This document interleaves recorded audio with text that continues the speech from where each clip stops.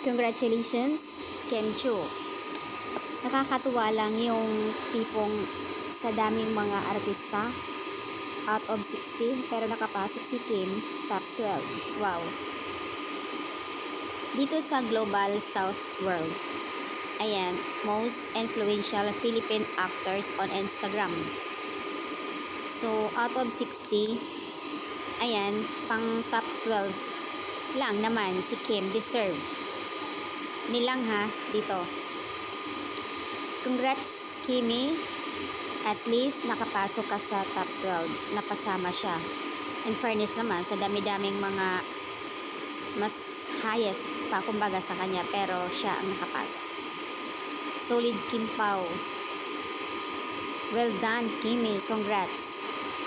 Marami ang nagpaabot ng pagbati kay Kimi dito sa kanyang top 12. Congratulations.